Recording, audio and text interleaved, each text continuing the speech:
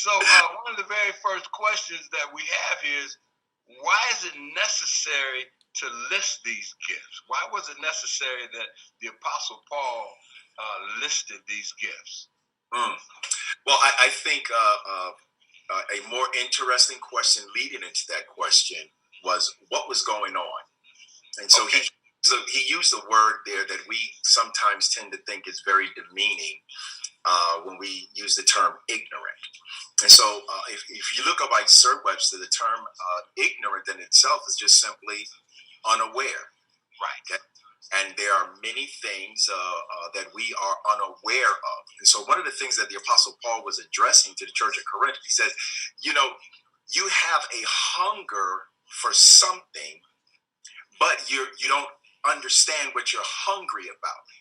And so look at these Gentiles. They're carried away with these dumb idols. Mm-hmm. You see that? And so he was in a kind of a way of saying, you're supposed to know better. Okay. All right. Now, so what was happening at that time frame, just as today, they're the works of black arts. There's sorcery, there's black magic, there's all those things were still worked in. Brother, listen. When Moses laid down his rod and it became a serpent, what did the others do? They had rods and laid them down also.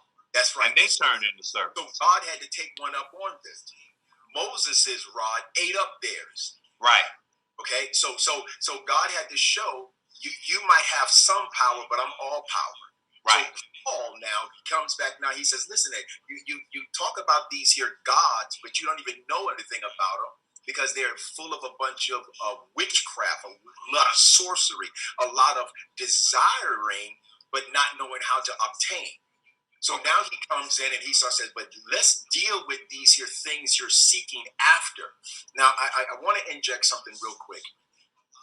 Jesus says that, but this is a generation that seeketh a gift, a sign, but there'll be none. Okay? And so you have to understand that people are hungry for manifestations. I want you to absolutely. They are hungry for manifestations. They want to. I remember some people. They said, "I'm from Missouri. I'm from the show me state. Show me." Right. Okay. Right. But the Apostle Paul, he wanted to address some of the things that people were hungry for, and he wanted to give them an understanding of where these things came from when they came from the Godhead. Okay. Now, go ahead.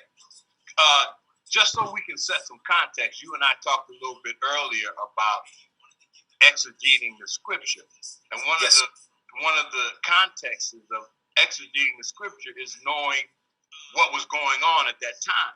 So what you're saying is that these people were used to seeing signs, and they were used to seeing sorcery. They were used to seeing magicians and witchcraft and these types of things going on. So he had to come along and explain the difference between that and the spiritual gifts. Correct?